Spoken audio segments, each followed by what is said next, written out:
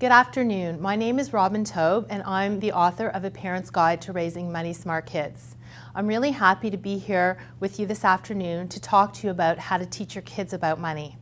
We have about an hour or so together, and because we have a lot to get through, please, if you don't mind, hold your questions until the end. And also, because I really appreciate having your undivided attention, copies of the slides as well as some resources and worksheets we'll be handing out will be available at the end of the presentation. Today we're focusing on our kids and helping them learn about money. As a parent, you are the best person to teach them. In fact, according to a recent survey conducted by the CICA, over 90% of Canadian youth believe that teaching money skills at home should be a priority for parents, and 83% have approached their parents for advice about money. Teaching them at an early age builds a foundation for the knowledge, skills, and confidence that they need to make responsible financial decisions throughout their lives. So I imagine that most of you are here because you have kids. So who here has kids 5 to 8 years old? And what about 9 to 12? Does anybody here have teenagers? Me? And what about emerging adults in university? All right, well, today we're going to talk about why teaching about money is important for all of those different ages. We're going to discuss the goals and challenges of raising money smart kids, how financial decisions evolve throughout childhood, age-appropriate approaches to teaching your kids, including tips on allowance, budgets, credit cards, and technology. And we'll provide you with some tools and resources before opening up to a Q&A at the end. So the Canadian Institute of Chartered Accountants recently commissioned research about Canada's level of financial literacy. The results were consistent with the findings and recommendations of Canada's Task Force on Financial Literacy, and they were a wake-up call. Canadians need to improve their levels of financial literacy and their financial literacy skills. Financial literacy is critical to Canadian prosperity and economic growth. And it's more than just a nice-to-have skill. It's a necessity in today's world.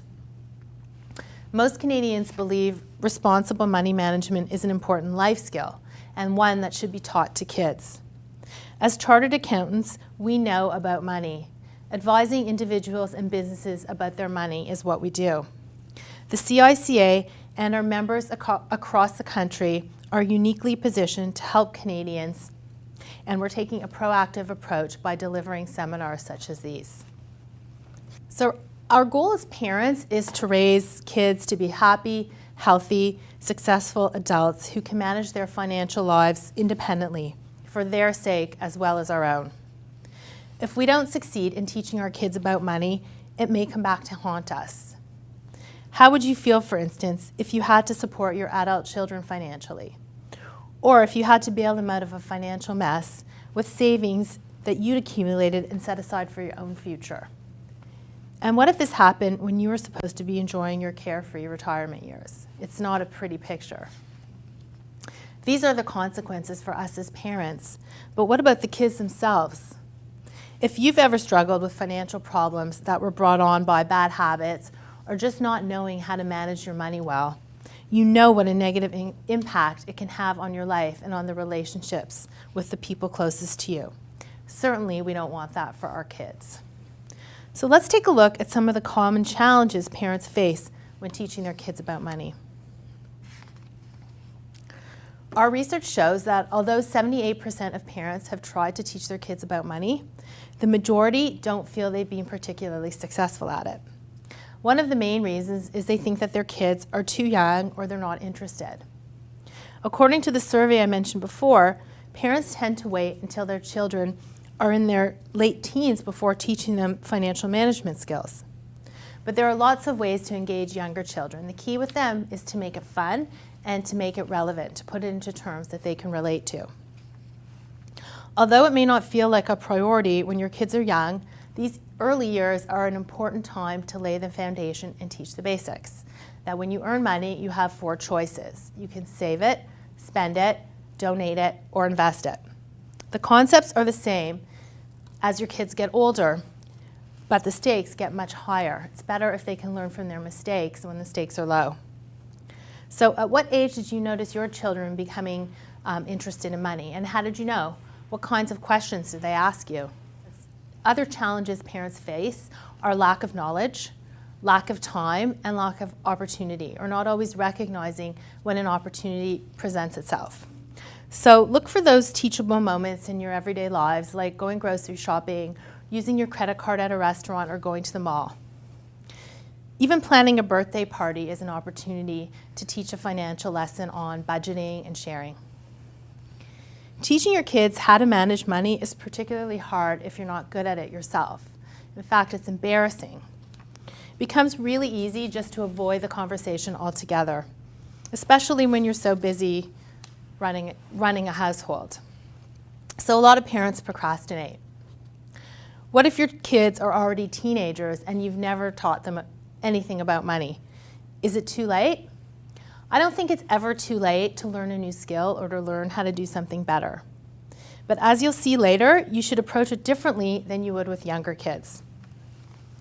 So before I get into tips on individual age groups, I want to present an overview of my basic philosophy, which I just touched on. At every stage when your child earns money, they have 4 choices: save, spend, share, and invest. How they implement these decisions evolves as they grow older. If you look at the chart, one commonality you'll notice across the age groups is allowance. From a few dollars at a young age to major infusions of cash when they go to university. More about that later. When it comes to saving, kids start with a piggy bank, move on to a youth account, then a bank account or GIC, and then more complicated or sophisticated investment vehicles.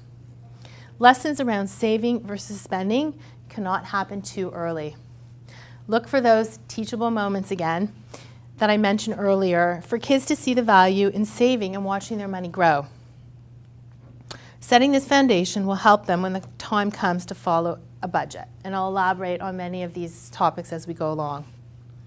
Sharing opportunities range from donating birthday money to charity to active fundraising.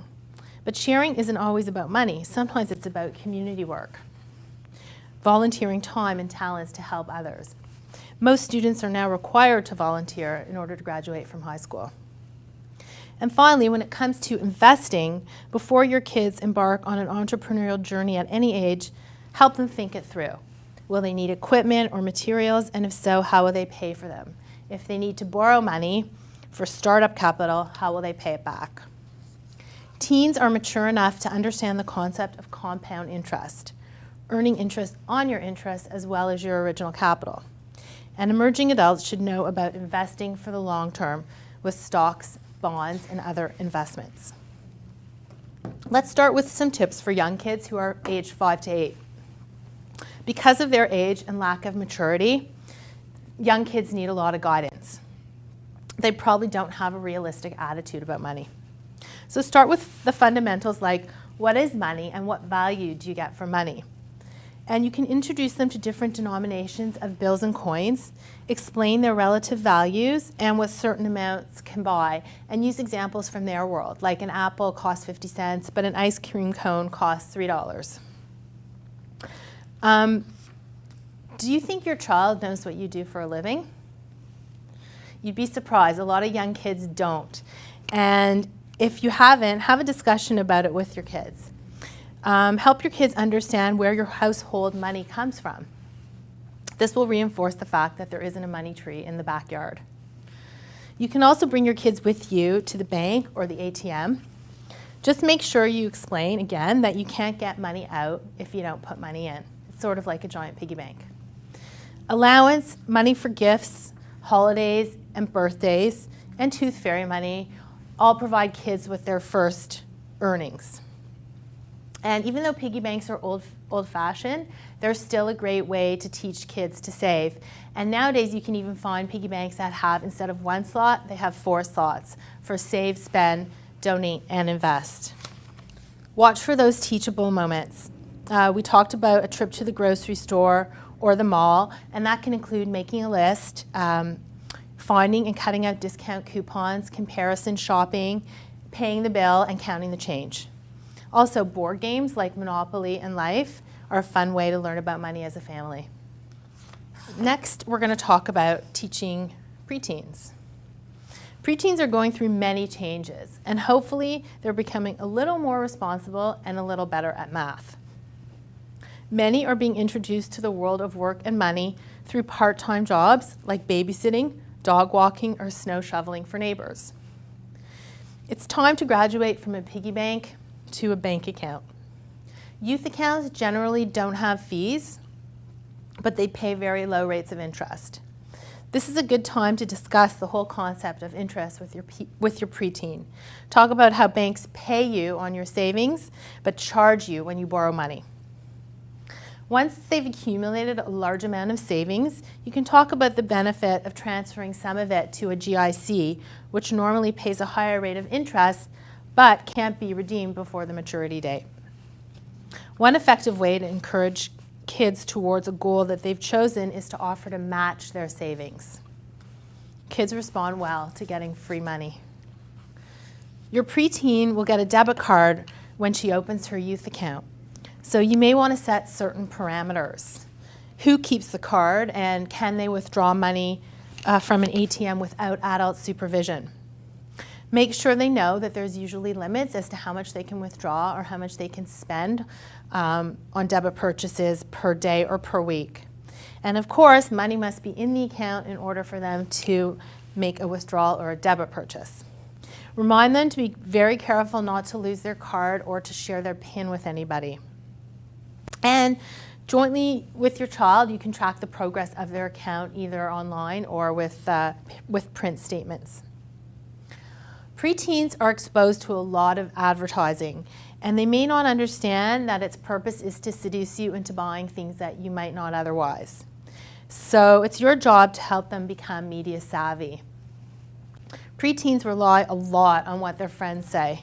By age 12, most kids will side with their peers over their parents when it comes to purchasing decisions. When your kids do save up and buy something with their own money, take the time to debrief about it afterwards. Ask them a few questions like, was it worth the money? Was it worth the time and effort it took to save up for the item? What did they like or dislike about the shopping experience? And what, if anything, would they do differently next time? Teenage years are a time of transition to the adult world with more financial responsibilities, and ideally you've been teaching your kids about money all along. But if you haven't, it's never too late to teach the basics, because this is a crucial time for your teen to develop sound money management skills. 85% of youth believe that teenagers who are taught financial literacy skills by their parents are more likely to be financially successful in life. Teenagers can get into some relatively serious earnings with their first real job. So walk them through their paycheck, explaining that gross versus net pay is the result of tax withholdings, Canada Pension Plan contributions, and employment insurance contributions. Here are some other basics to discuss. Cash is king. That's one of those mottos, you hear it all the time.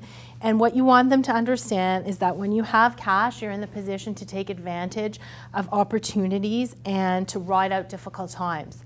Whereas when you're in debt, you're almost like you're enslaved, because interest on the debt and the debt itself is like a weight that you're dragging around, and you can't react to opportunities in the same way. Compound interest is a double-edged sword.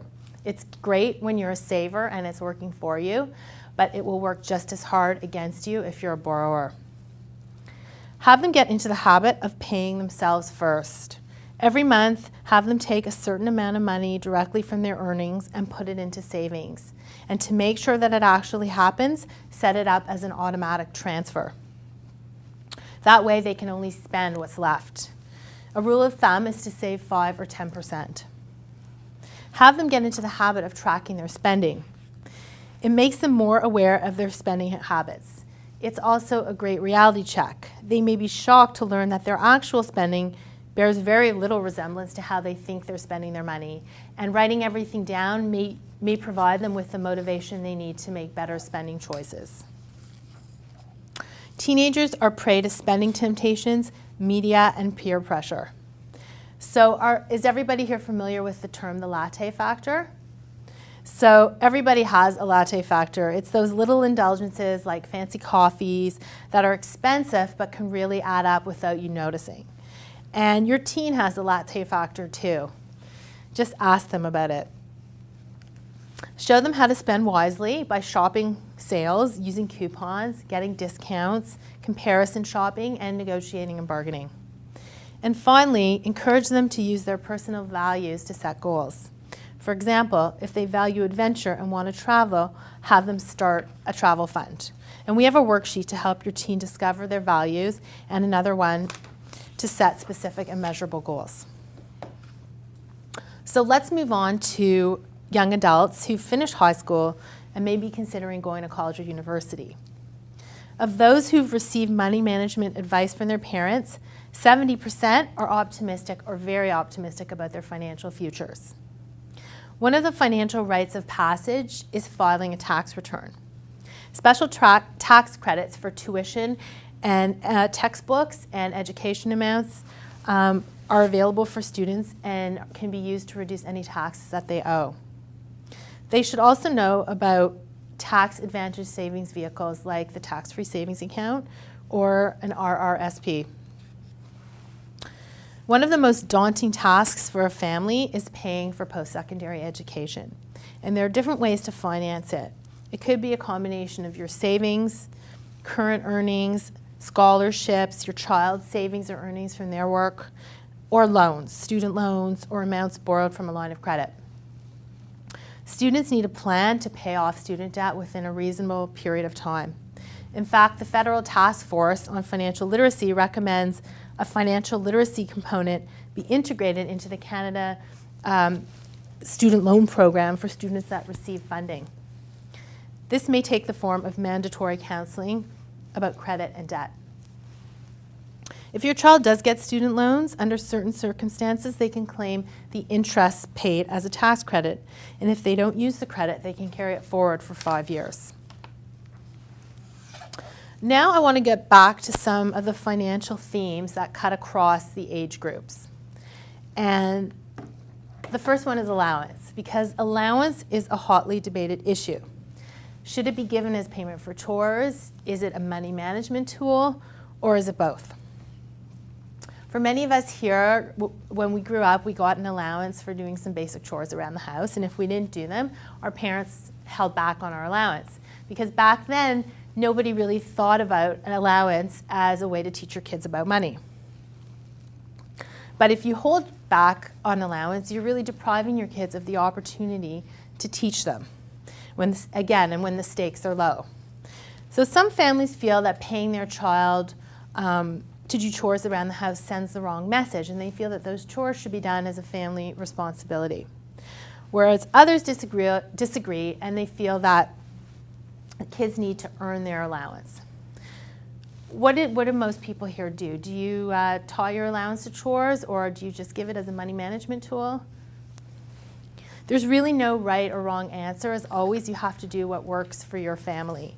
But whatever the case, communicate to your children what the allowance is for, what the expectations are, how much they're getting, and pay it to them regularly so that they can rely on that money coming in. For young kids, a rule of thumb is to pay $1 per year of age per week.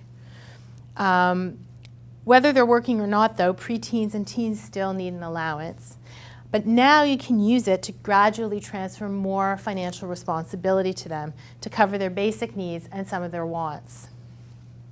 Allowance will even continue when your young adult heads off to university. For older kids, allowance and budgets go hand in hand. When kids are spending their own money, even if you've given it to them as an allowance, they tend to think a lot longer and harder about a potential purchase, whether they really need it or just want it. When they're spending your money, it never seems to count in the same way. So when kids become preteens and teens, decide who pays for what and what comes out of their allowance by referring back to a budget that you create together. If you have teens, give them more responsibility by having the budget cover things like clothing, transportation, and entertainment.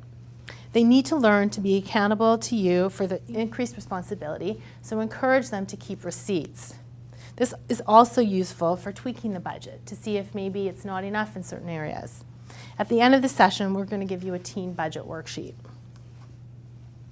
And for emerging adults, this is when they're living on their own for the first time, and they have to plan and manage a much more comprehensive budget, plus their own bank account and credit card. So we're going to give you a post-secondary budget worksheet as well at the end of the session. Okay, now we're going to look at credit cards. Although preteens and teens don't have their own credit cards, it's a good time to inform them about how they work. Explain that, unlike paying with cash or a debit card, the money doesn't come out of your bank account right away. Instead, you pay later when the credit card bill is due. Show them your credit card statements so they can see the amounts and the entries. And you can show them how all the purchases add up to one large sum that you have to pay at the end of the month. And then if you don't pay it on time, you're charged interest because borrowing money costs money. You can discuss the power of compounding, that the amount you owe keeps growing if you don't pay your balance off on the due date. And you can also scare them by reading them that alarming statement that's on your credit card that tells you how many years and months it will take to pay off your balance if you only pay the minimum payment each month. Emerging adults, if they've reached the age of majority, they can get their own credit card. So make sure you discuss the appropriate use of credit and credit cards, including the benefits and the risks. So key benefits are convenience and practicality. They allow you to create a credit history and earn a credit rating. You can earn rewards like frequent flyer miles, and they're also the only method of paying for online shopping. But risks and disadvantages include the ability to damage your credit rating if you miss payments or your payments are late. Credit cards are more expensive than personal lines of credit, and if they're not used responsibly, they can lead to increased spending and bad debt. So you have to talk to them about the need to look for a low-interest card and stress the importance of paying their balances off on time. And some cards will even provide students with discounts. Technology has transformed everything, including how we communicate and how we manage money. So let's talk first about cell phones. So how old were your kids when they got their first cell phone? And are you finding that your younger kids are getting cell phones at an even earlier age, and not even just the old clamshell phone, but like a high-featured smartphone or BlackBerry? It's actually crazy. But every family has to decide for themselves whether a cell phone is appropriate for their child and affordable. But even if you're paying the bill, your preteen should still be involved in the purchase of the phone and the plan. And a friend of mine figured out a way to get his kids involved in the process by taking them he took his kids with him to the mall and had them walk around to the different kiosks and discuss the different plan options with the different providers. Because the kids had to think through how they plan to use the phone. How much texting did they need? Did they need a data plan for internet access? Were they even going to use the phone to talk on? A lot of kids don't even talk on their cell phones. So once they chose the plan they felt was the most appropriate, they had to present it to their father, pitch it to them, and that's how they made their decision. And that way they understood the package, and there was less likelihood that they would go over. But the kids understood that if they did, it was their responsibility to cover overages with their allowance. And one just little tip is that if you travel outside of Canada, encourage your kids to leave the phones at home because roaming charges are exorbitant. Because teens and emerging adults are such avid users of technology, they should be encouraged to use their smartphones to help them manage money. You can use a smartphone to track your spending and to manage your bank accounts online, and kids seem to be very natural with these kinds of applications. And finally, we're going to look at virtual spending. This is something our parents never had to worry about with us. So now there's a whole world of ways to spend money online. There's iTunes and eBay and e-commerce websites and so many temptations. And preteens need to understand that although they're not using cash, they're still spending real money. It's wise to talk to them about the way online transactions work so they don't accidentally buy things. And if they're going to buy things online with your credit card, it should be part of their budget and their allowance. For any age, it's good to remember to be careful when using any website that asks for confidential information. And just be careful when you're sharing personal information on social media sites, because this can lead to identity theft, fraud, and other scams. So to wrap up, I wanted to summarize some of the key messages. Teaching kids about money when they're young can be fun for them and for you. Take advantage of teachable moments as they crop up in your everyday life to have a conversation with your kids about money. And keep the information age appropriate. The money habits that kids form as preteens can be the foundation for how they relate to money when they get older. So make sure that they develop healthy habits. As kids mature, they're better able to grasp the rationale behind budgeting and more likely to be accountable for a budget. Teens are not too young to set meaningful financial goals, ones that are tied to their values. Some teens and young adults may be interested in learning about investing. The sooner they learn the basic concepts, the better they're prepared when they actually do have money to invest. Parents mistakenly tend to wait until their kids are in their late teens before teaching about credit cards, budgeting, investing, and minimizing interest on debt. So don't procrastinate. And finally, volunteering is a great way for young people to put their values into action, and it pays off in terms of real-world experience and personal satisfaction. So we're going to hand out a number of worksheets to help you and your kids with the various money matters we've talked about. So we're going to give you a goal-setting worksheet, the teen budget, and a post-secondary student budget, as well as the role model self-assessment and a values validator. And to further help you with your teaching, there are a range of resources that are available, and here are just a few that we recommend. The first is Parents' Guide to Raising Money Smart Kids, available at castore.ca/moneysmartkids. Then there is the companion module in this Financial Decisions Matter series called Are You a Good Financial Role Model for Your Children? There's the CICA's website, financialdecisionsmatter.com. Resources from the Office of the Superintendent of Bankruptcy of Canada, as well as the Manitoba Securities Commission, and finally the Investor Education Fund's website, which has comprehensive resources on personal finance and investing. So I want to thank everybody for their time today, and I hope I've given you the information and skills that you need to speak to your kids and teach them about money. And with that, I'll open it up to any questions. Thank you.